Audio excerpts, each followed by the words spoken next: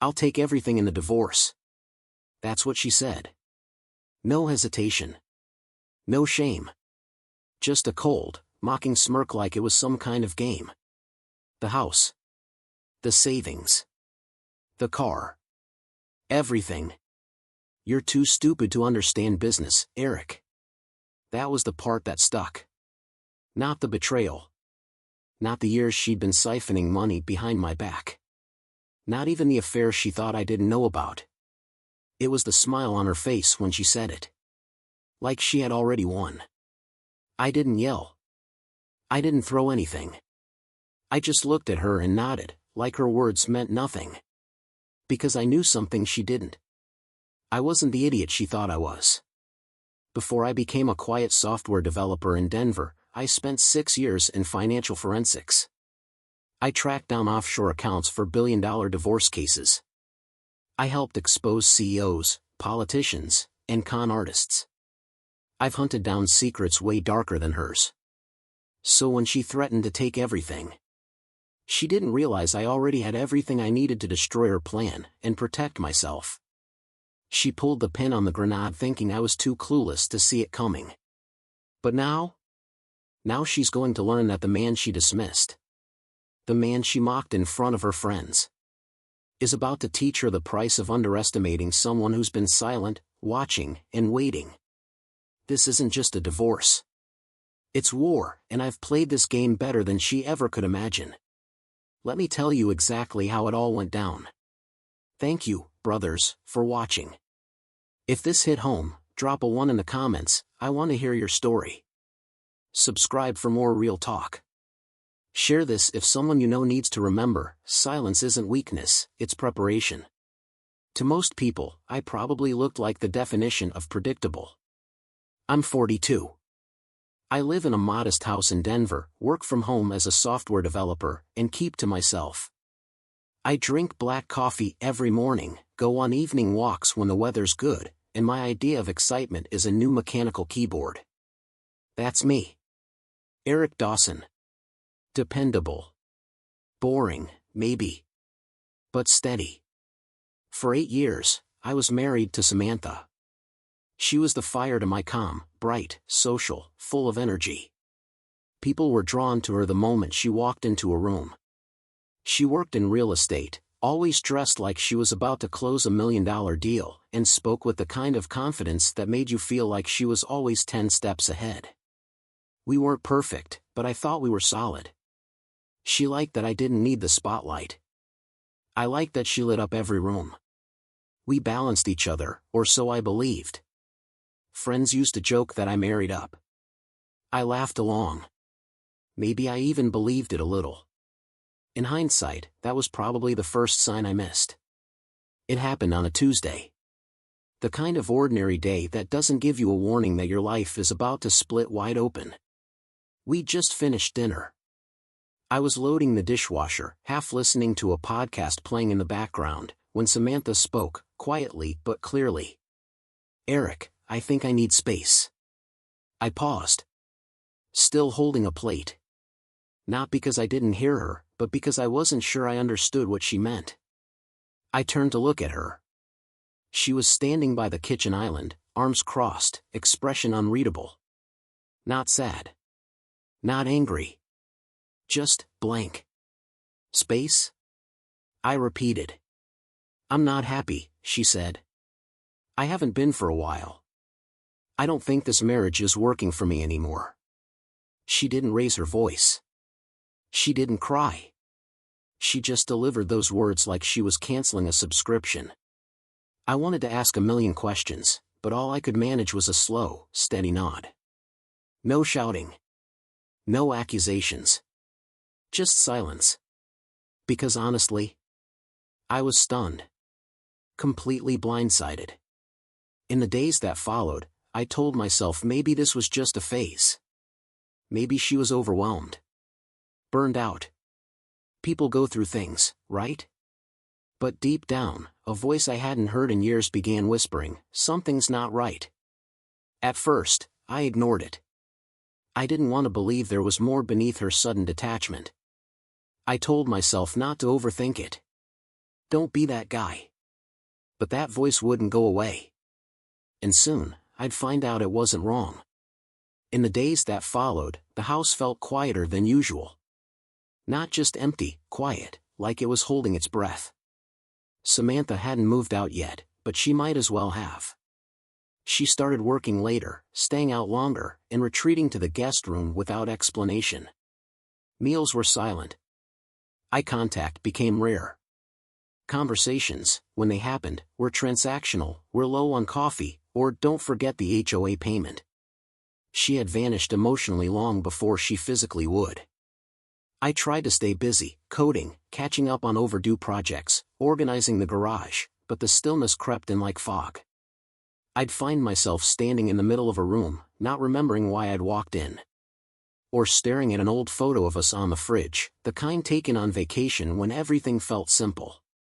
Flashbacks came in waves, uninvited but vivid. I remembered the weekend trip to Telluride when we got snowed in and drank wine under a pile of blankets. I remembered her laugh when I burned the pancakes that morning and the way she touched my arm without thinking about it. Back then, I felt seen. Known.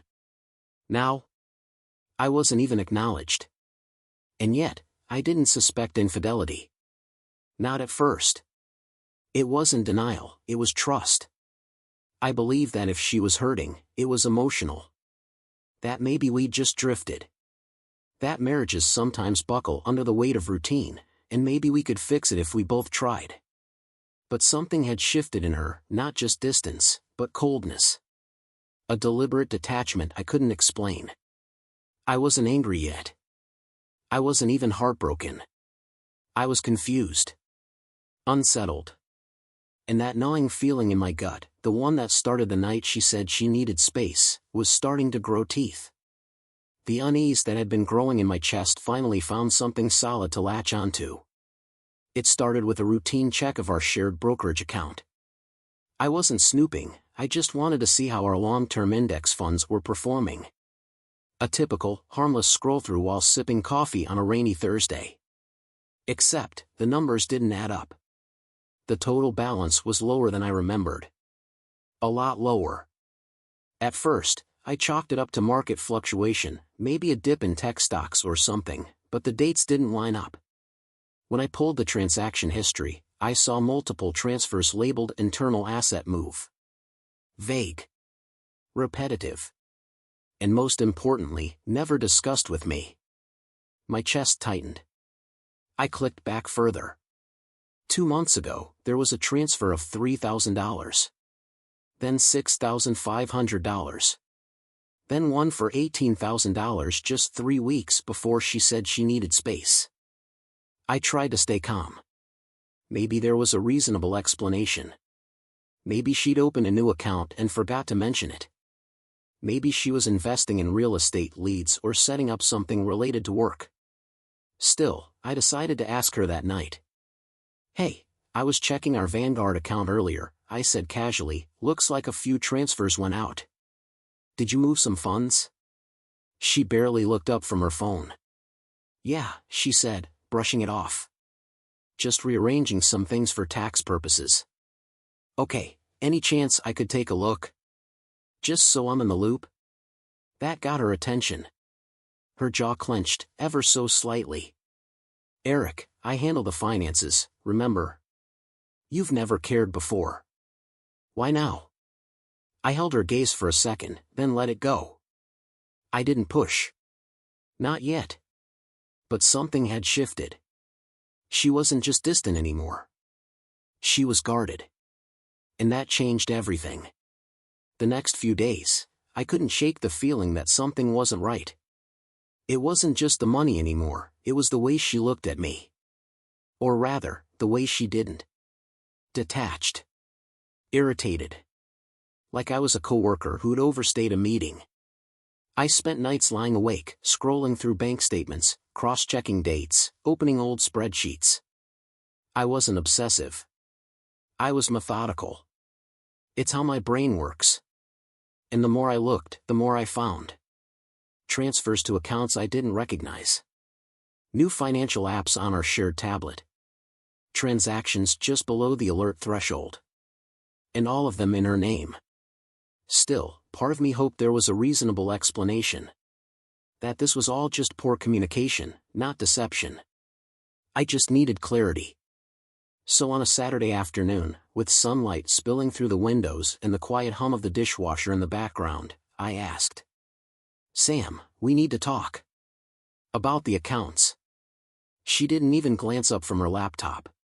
"What about them?" "I found multiple transfers, money being moved to places I don't have access to. Large amounts." She paused, exhaled through her nose like I'd just asked something dumb. "Jesus, Eric. You're really going to start questioning me now? After all these years? I just want to understand. Why the secrecy?" That's when she closed her laptop. Slowly. Deliberately. Then looked at me like I was a child asking about taxes. "Because you wouldn't get it. You're too stupid to understand business. I've handled everything while you played with code and watched football." The words stung, but it was the tone that really hit me. The mix of contempt and confidence, like she'd rehearsed this. Like she'd been waiting to say it. "You're not serious." She stood up, smoothed her dress, and walked toward the kitchen. "Dead serious. When we divorce, I'm taking everything. The house, the investments, the car. All of it. My lawyer says I have a strong case." She actually smiled. That same smirk I'd seen her use when closing a deal. "You don't have a clue how any of this works. I've been managing the finances since day one." I just stood there. Silent. She walked past me like I wasn't even in the room. Something in me cracked open. Not from the threat. Not even the insult. It was the realization, she'd never seen me. Not truly. And now, I wasn't just her husband. I was an obstacle in her exit plan. After she walked out of the room, I stood there for a long time. I couldn't even tell you how long. The silence wasn't just heavy, it was clarifying. Something inside me flipped. Not in a loud, angry way. There was no shouting, no slammed doors, no impulsive outburst. It was quieter than that. Colder. Sharper. Like a switch that had been waiting to be thrown. The man she mocked, the one who just wrote code and watched football, had spent 6 years in financial forensics before changing careers. I used to analyze shell corporations, untangle hidden investments, and help lawyers dismantle 7-figure fraud rings during divorces far messier than my own. I'd walked away from that world for peace. Ironically, peace was the one thing she was about to lose. I sat down at my desk and opened a fresh drive, not on the cloud, not on our shared system. Physical. Encrypted. Quiet. Then I started digging. Over the next few nights, while Samantha stayed out late and offered vague excuses, I was backing up every shred of financial data I could find. Account statements. Password logs. Communication threads. Every investment, every credit pull, every odd transaction she probably thought I'd never notice. I created a timeline. Color-coded. Cross-referenced. The picture that started to form wasn't just shady, it was deliberate. Pre-planned. She hadn't just drifted away emotionally. She'd been engineering an escape route, one that cut me out completely. And I realized then, this wasn't just about love lost. This was a setup. And I was done playing the fool. It had been a long time since I touched that part of my life. After college, I didn't jump straight into tech like most of my peers. I took a detour, a 6-year stint in financial forensics. Back then, I worked for a private firm that specialized in high-profile divorce cases, corporate audits, and asset tracing. Our job was to find the money that people didn't want to be found. We followed digital trails through shell companies, trusts, and offshore havens. I'd sat across from divorce attorneys and CEOs with fake smiles and filthy hands. I'd seen bank accounts in Switzerland, Dubai, and the Caymans, all designed to disappear the moment trouble appeared. It was intense. High pressure. Ruthless. But I was good at it. Damn good. And I left it behind for one reason: I didn't want to live in that world anymore. I got tired of the paranoia, the lies, the emotional wreckage. I wanted a life where I could breathe. So I pivoted, moved to Denver, got into software development, built a quieter life. Samantha knew none of this in detail. I mentioned it once, briefly, early in our relationship, but she brushed it off like it was just a resume footnote. She never asked again. That was her mistake. She thought I was just a code monkey, someone who'd never questioned the spreadsheets, never noticed the patterns. But the moment she started hiding money, the moment she called me stupid to my face, she reawakened a side of me I'd buried. Not out of weakness, out of choice. And now, I wasn't just her husband anymore.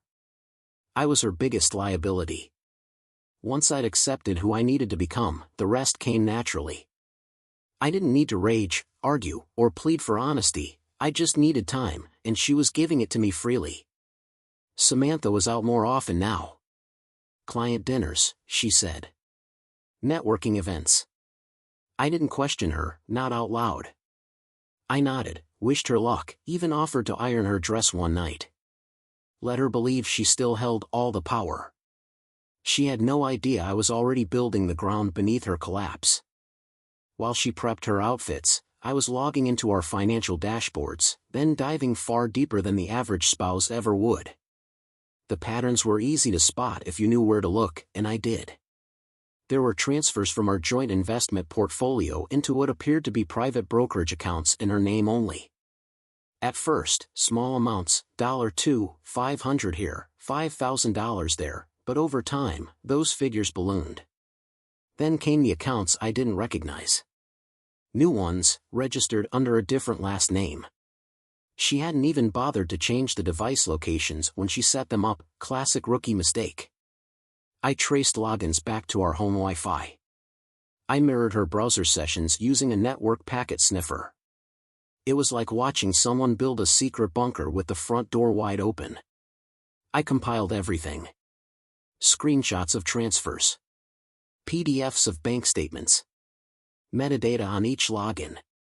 I even captured audio from her phone, voice memos where she rehearsed lines like, "If he asks, just say you're rebalancing for tax season. He's never been involved in finances, he won't even notice." I backed it all up, twice. One on an encrypted USB drive stored in a safe deposit box. The other on a secured offline machine I built myself, completely air-gapped from the internet. No trace. No digital fingerprints. She'd never see it coming. And I wasn't done yet. One night, while she was in the shower, I accidentally left one of her tabs open on our shared tablet, one she thought she'd closed. It led to a crypto wallet tied to an offshore brokerage in the Bahamas. A few $100,000 tucked away, unreported. When she saw it, her eyes froze for a split second. Just long enough for me to catch it. "Oh," she said, brushing it off. "That's just something I opened for a friend's real estate deal." I smiled and nodded, like always. Makes sense. By then, I had a detailed timeline on a private whiteboard locked in my office. First unexplained transfer, 8 months ago. Affair, texts with a contact labeled T 6 months ago. Moved $18,000 just 3 days before asking for space. She thought she was orchestrating a clean break. She didn't realize she was walking into a trap, one she built with her own hands. Once the evidence was airtight, I knew what I had to do next. There was only one person I trusted with this, Mr. Bennett. My former boss from my financial forensics days. Back then, he was already legendary in the field, sharp, unshakable, and known for tearing fraudulent asset shelters to pieces in court. Since I left the industry, he transitioned into high-level divorce law, specializing in cases where money mysteriously disappeared right before separation papers were filed. I hadn't spoken to him in years. I still had his personal number saved under a different name, one of those old habits you never shake from our line of work. I called him on a quiet Wednesday morning. Just said, "It's Eric. I need to talk. It's personal." He didn't ask questions, just told me to come in the next day. Walking into his downtown office was surreal.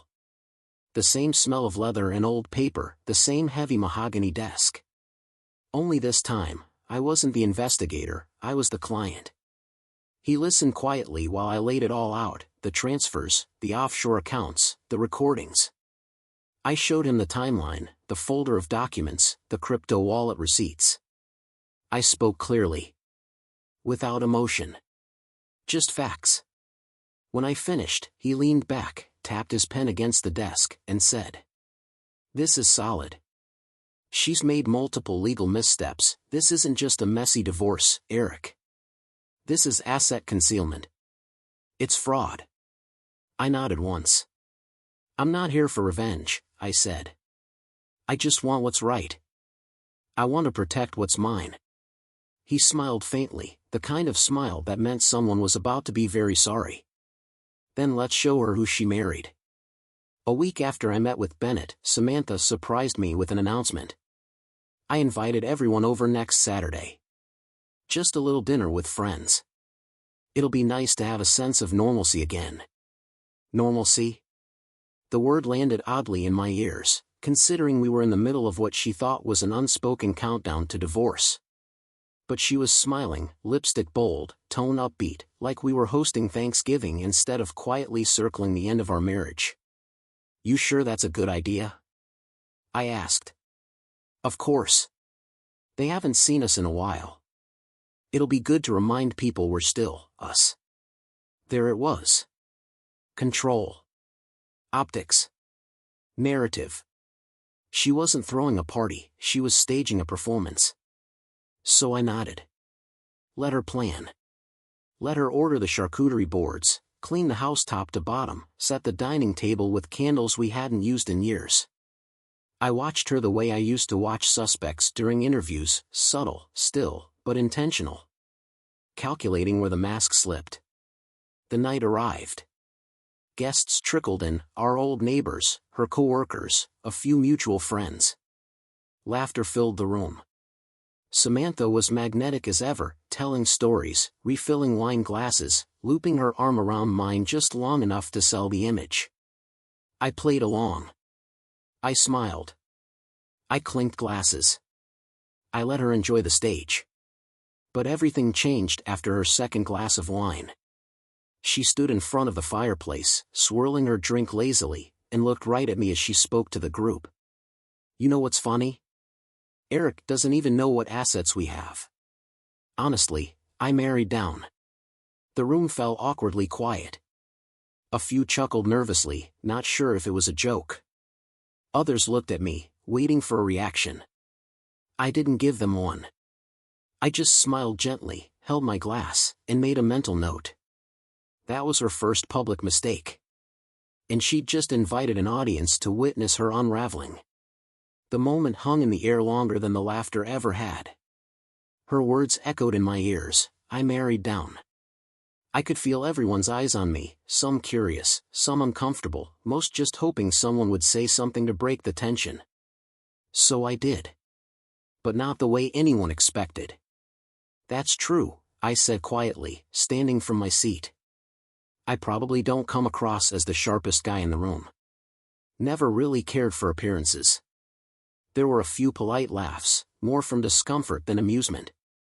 I turned toward the group, glass in hand, my voice steady, casual. My heart wasn't racing. I'd already rehearsed this moment in my mind. But since we're being honest, there's something I should probably clarify. Samantha's smirk flickered. Just slightly. That tiny crack in her performance was all the confirmation I needed. Before I got into software development, I worked in financial forensics. I used to track hidden assets for a living, offshore accounts, concealed investments, paper trails designed to disappear. Now you could hear a pin drop. And lately, I've been brushing off some of those old skills. I walked to the side table, picked up a small flash drive from inside my jacket pocket, and held it up lightly between my fingers. This contains a complete breakdown of every account Samantha has opened in the last 9 months, some in her name, some in aliases, some tied to crypto wallets and international brokers. All traceable. I placed the drive gently on the table like it was just a piece of decoration. I also documented the timeline of the transfers, the login IP addresses, the devices used, and a few voice recordings where she admits to hiding those funds. No yelling. No accusations. Just facts, calmly delivered. Samantha didn't say a word. Her grip tightened around her wine glass, knuckles pale. One of the guests coughed quietly into his napkin. Another whispered something to their spouse. And me? I sat down slowly, smiled at the table, and said, "Anyway. I thought I'd just clear that up." Then I took a sip of my drink. And that's when everything started to change. As I sat back down, the room held its breath. Samantha's silence was deafening, her expression frozen somewhere between panic and calculation. But while she struggled to recalibrate, I noticed something far more revealing across the table. Chris. He was a fellow developer at my company. We'd been on the same team for over 5 years, shared projects, work travel, countless lunches. I'd helped him negotiate his first raise. We weren't just colleagues. I thought he was a friend. But now, he looked like he'd seen a ghost. His face had gone pale, lips slightly parted, like he couldn't quite believe what was happening. He wouldn't look at me. Wouldn't even lift his glass. That's when I knew. Because I'd seen that look before, in interrogation rooms, in depositions, in audit reviews. It was the look of someone who just realized they've been caught, even if no one else in the room had figured it out yet. In the folder I'd given Mr. Bennett, there were burner phone messages, screenshots from apps Samantha didn't think I'd be able to recover. Conversations with someone labeled T. But T wasn't a random alias. It stood for TechGuy_Chris, his old handle. She hadn't even changed it. My heart didn't break in that moment, it hardened. Not because of the affair.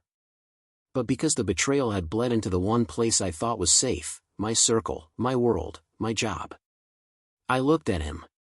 He looked down at the table. And suddenly, I didn't feel outnumbered anymore. I felt in control. 2 days after the dinner party, Samantha's attorney called mine. Not to discuss custody, we didn't have kids. Not to talk about a timeline. He wanted an emergency meeting. The tone in his voice, according to Bennett, was urgently polite, the kind you use when you've realized the floor beneath your client is starting to give way. We met at Bennett's office, a sleek corner suite downtown with windows that overlooked the city. Samantha walked in 10 minutes late, wearing all white, hair perfectly done, posture upright. She gave me a tight smile. Her lawyer trailed behind her, already sweating. She looked confident, maybe even emboldened, like the dinner party had been nothing more than a bad moment she could spin her way out of. As if this was just one more negotiation she could charm her way through. Bennett didn't waste time. He opened a thick folder and started placing documents on the polished oak table one by one. Neat. Deliberate. These are wire transfers made over the past 9 months from joint accounts into individual holdings under your client's name, he said calmly. Followed by a record of offshore accounts in the Bahamas and Singapore, both undisclosed during financial disclosure requests. Samantha blinked once, then looked at her attorney, who was now leaning forward, scanning the pages in silence. Additionally, Bennett continued, sliding over a flash drive, this contains audio recordings, your client discussing plans to obscure assets, along with derogatory statements about my client's financial literacy. Her expression shifted, just barely. The corner of her mouth twitched. A slight pulse fluttered at her neck. She hadn't expected this. She leaned in, speaking for the first time. This is ridiculous. I was just organizing things. Trying to protect what I've built. By hiding it? Bennett asked. By mocking your husband in public while setting up ghost accounts? Her lawyer finally raised a hand, voice strained. Perhaps we should take a moment to speak privately. No need, I said, interrupting. I'm comfortable hearing everything right here. And for the first time since this began, Samantha looked afraid. Not angry. Not smug. Afraid. For a moment, no one said anything. The air in the room had thickened, like a storm about to break. Samantha's lawyer flipped through the pages Bennett laid out, his eyes moving faster now, breathing shallow. Every new document was a nail in the coffin: transfer logs, email chains, offshore deposit confirmations, all with her name on them. I didn't say a word. I didn't need to. Bennett leaned back in his chair, calm as ever, letting the silence do the work. We'd like to request time to verify the authenticity of these files, her lawyer finally said, forcing his voice steady. Given the sensitivity. Be my guest, Bennett replied. We've had them authenticated by a third-party examiner.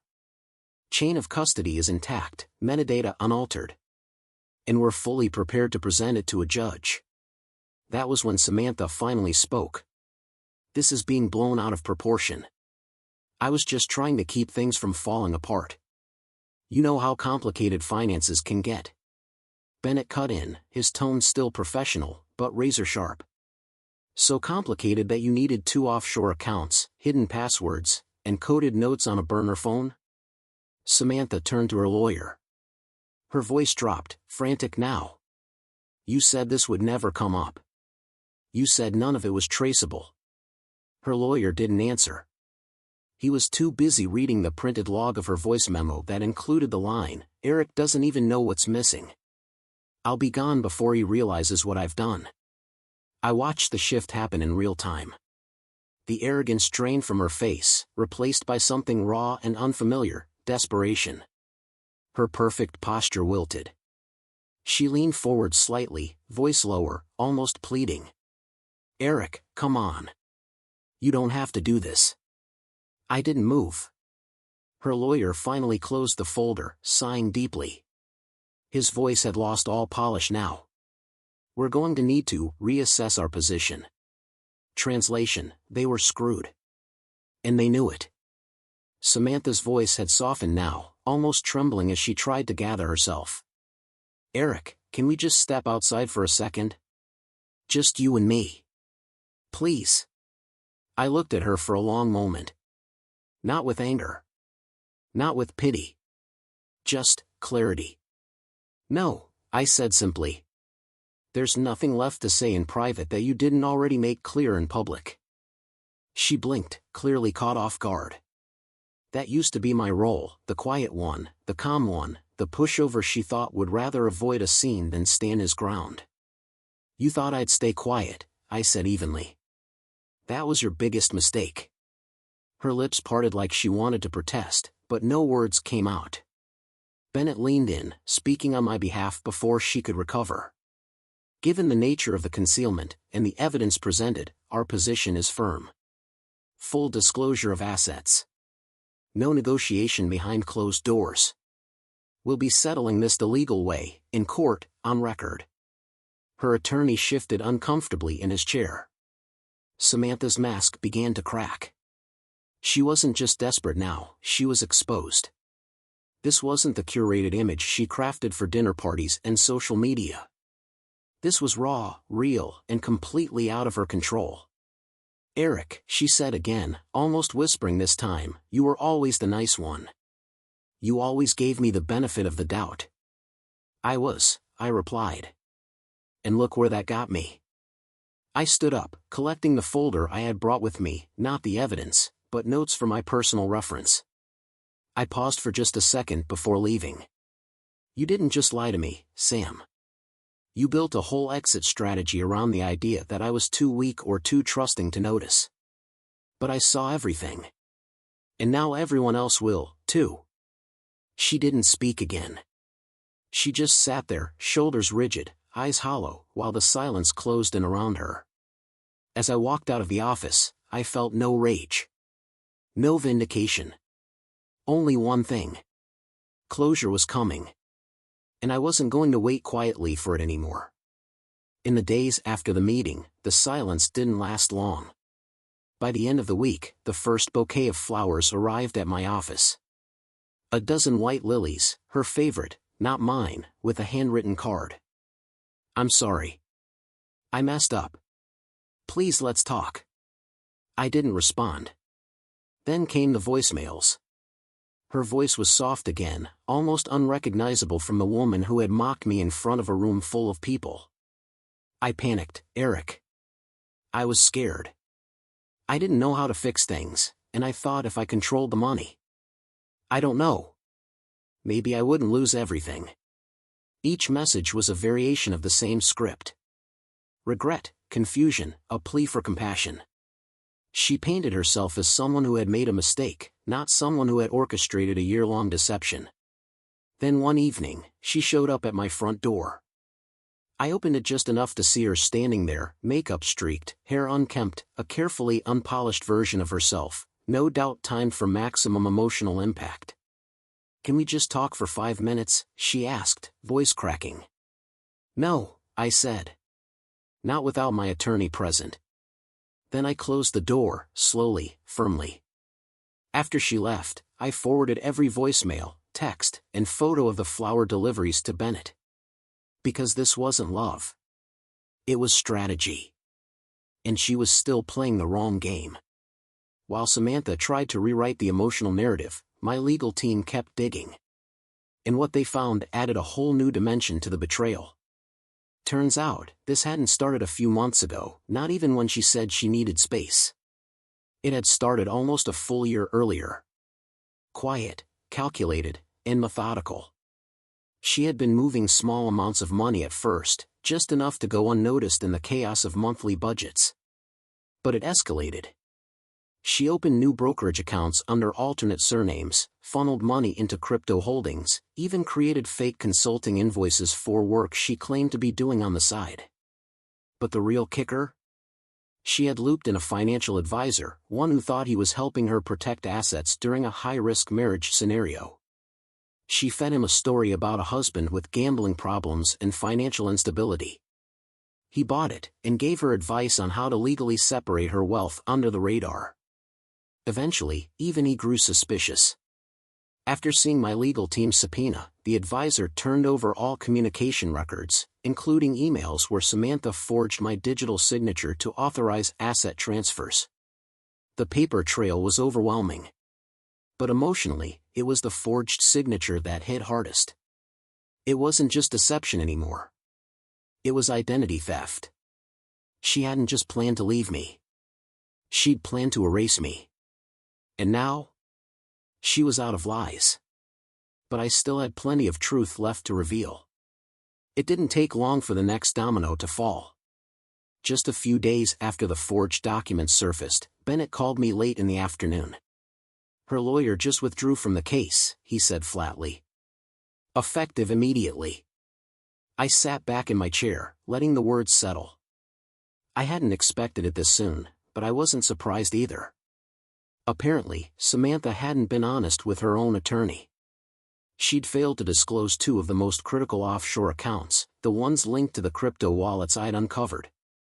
Her attorney had stood in that meeting room beside her, defending her position without knowing he'd been fed lies from day one. When confronted with the full financial breakdown, he realized what he was sitting on wasn't just a messy divorce, it was potential fraud, bordering on criminal activity. And he wanted no part of it. He filed a formal motion to withdraw from representation, citing ethical conflict and material misrepresentation by his client. Translation? She'd played everyone. And now even the people paid to protect her wanted out. Bennett forwarded me the official statement. It was cold, clinical, and devastating in its implications. The court accepted the withdrawal, and Samantha was suddenly left unrepresented, with mounting evidence, a trail of dishonesty, and a reputation beginning to crumble. The legal tide had shifted. And for the first time, it was clearly in my favor. Later that evening, I received another voicemail from Samantha. Her voice was shaky, uncertain. "I don't know what's happening anymore. Everyone's turning on me. You could have handled this quietly, Eric. I never meant for it to go this far." I didn't respond. There was nothing left to say.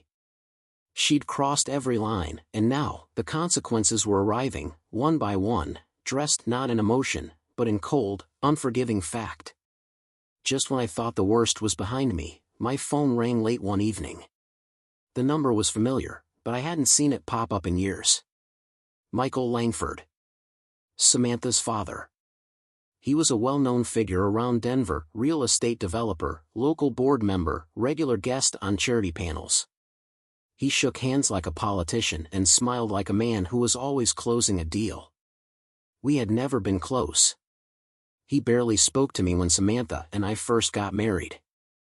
He didn't dislike me, he just didn't see me. I was the quiet, unimpressive guy his daughter had settled for. Someone useful, maybe, but not equal. I let the call ring twice before picking up.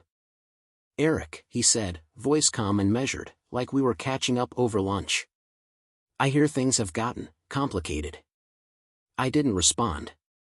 "Look," he continued, "Samantha's clearly made mistakes. I'm not excusing her.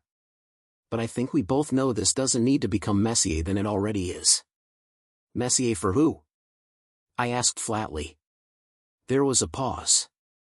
"For the family. For the reputation we've all built.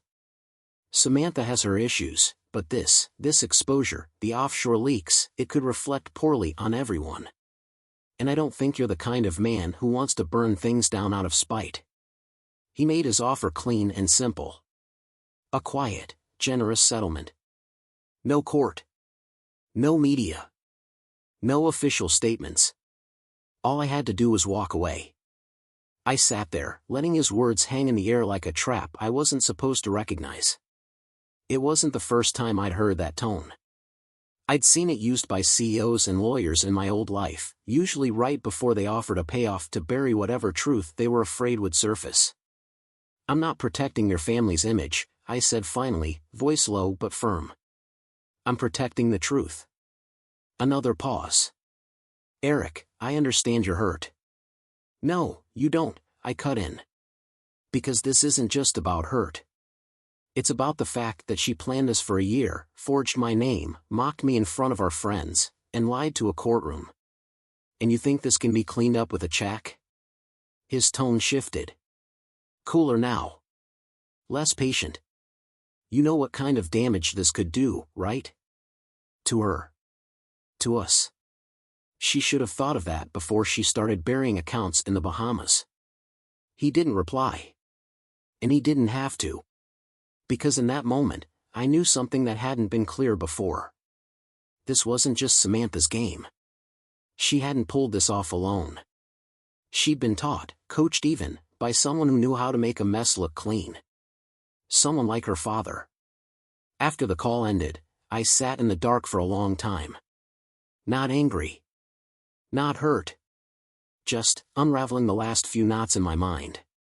This hadn't been a messy marriage falling apart. It had been a carefully calculated operation, one built on legacy thinking. Samantha didn't invent deception. She inherited it. The real estate, the money shuffling, the way she smiled through lies, all of it had roots. Generational ones. She grew up watching her father negotiate silence. Watching deals made behind closed doors. Watching appearances matter more than accountability. And somewhere along the way, she learned the same lesson he had.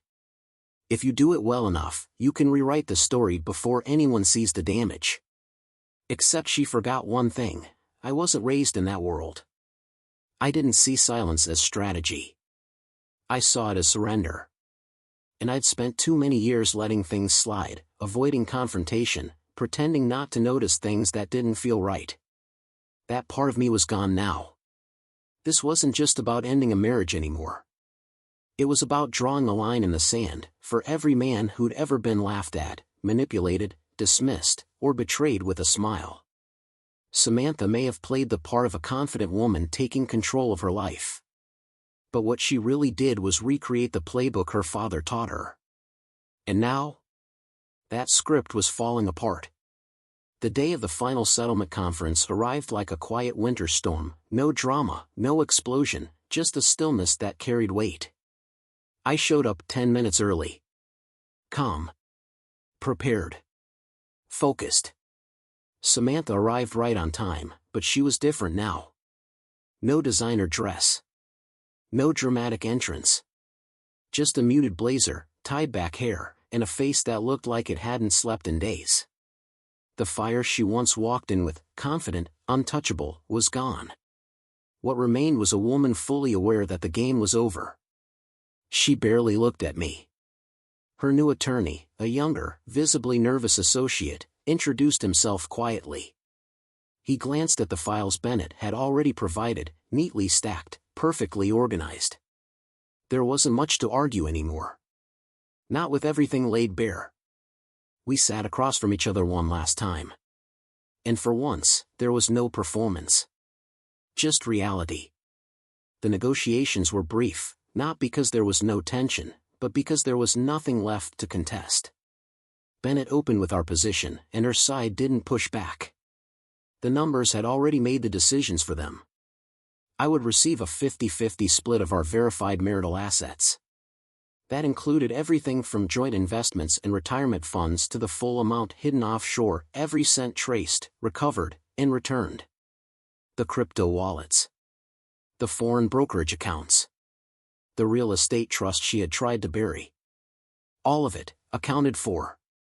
She would retain ownership of the house, but only after paying a substantial equalization payment to ensure an even divide. Her legal team had no room to maneuver. The final nail? She would cover 80% of my legal fees.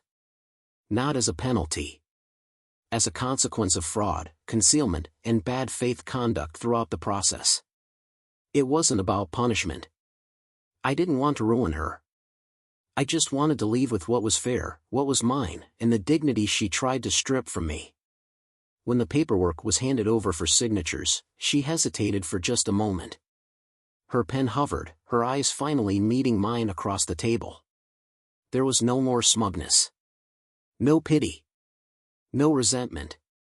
Just the quiet resignation of someone who finally realized they had lost not to vengeance, but to truth. She signed. So did I. And just like that, it was over. As the attorneys wrapped up the paperwork and began exchanging final pleasantries, Samantha lingered behind. Her lawyer had already stepped out. Bennett was gathering his files. But she just sat there, holding her pen, staring down at the copy she'd just signed. After a moment, she spoke, barely above a whisper. I didn't stop loving you, Eric. I looked at her. Not with anger. Not even with sadness. Just stillness. She wasn't playing a role anymore. There was no angle, no manipulation in her voice. Just a tired woman trying to make sense of what she'd lost. I let the silence stretch out before answering. So you decided to destroy me instead? She blinked, and for a second I thought she might argue, might justify, defend, explain. But she didn't. She just lowered her eyes and said nothing. No defense. No apology. Because in that moment, even she couldn't deny it. The woman who once said she loved me had strategized my erasure. And now she was sitting in the aftermath, trying to pick through the wreckage for something human to hold on to. But there was nothing left between us. She stood, gathered her coat, and walked out without another word. Bennett gave me a quick nod and followed. I remained in the room for a moment longer, just breathing, not to collect myself, but to feel the weight finally leave my chest. She was gone. Not just physically, but fully, finally, and completely. And I didn't feel broken. I felt free. The months that followed were quiet, but not empty.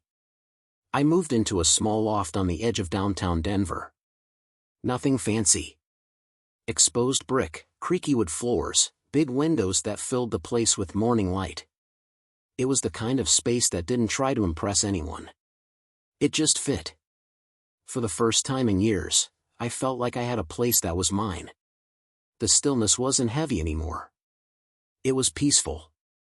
I started reconnecting with friends I hadn't seen in ages, people I lost touch with during the slow erosion of my marriage. Some were surprised to hear from me. A few admitted they'd always sensed something was off. Most just said, "It's good to have you back." I joined a weekend hiking group, something I'd always thought about doing but never made time for.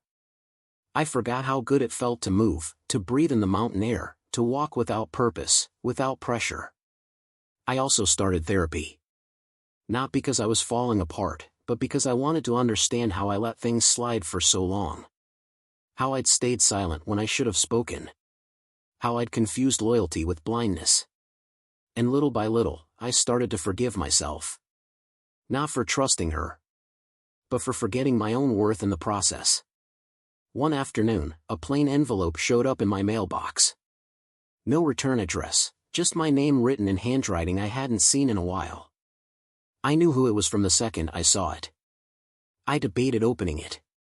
Curiosity won. Inside was a handwritten letter. Just a single page.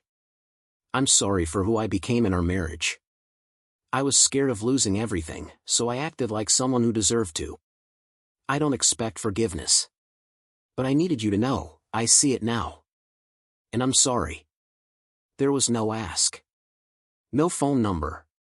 No plea to talk. Just a statement. Acknowledgement. I folded the letter once, placed it in the drawer of my nightstand, and never looked at it again. I didn't respond.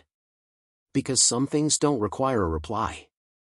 People always ask if I regret anything. I don't. She pulled the pin. I just made sure I didn't get caught in the blast. And in the end, I didn't just walk away with my share. I walked away with my peace. I learned that silence isn't weakness. That kindness has limits. That sometimes, the most powerful thing you can do is stop explaining yourself to people committed to misunderstanding you. I'm not the same man I was a year ago. And I don't want to be. I'm stronger now. Not because I fought her, but because I chose not to fight for her once the truth came out. In the end, this story wasn't about money. Or revenge. Or winning. It was about truth. Sometimes, the ones who seem quiet, passive, forgiving, are just waiting. Waiting for the truth to catch up. And when it does, it doesn't arrive with fireworks. It arrives with receipts, timelines, and calm, unshakable clarity. Eric didn't scream. He didn't scheme. He simply refused to be erased. So now, let me ask you something, and I want you to really think about it. If someone you love betrayed you this deeply, would you fight back, or walk away with your dignity intact? Drop your thoughts in the comments. Your story might be the one someone else needs to hear. Don't mistake kindness for weakness. Eric didn't come for revenge. He didn't burn the house down. He didn't need to. He stood his ground, uncovered the truth, and let reality speak louder than rage ever could. And in the end, the truth? It was more devastating than anything he could have said or done. Because real strength, true strength, isn't about how loud you get. It's about knowing when to walk away. And never look back.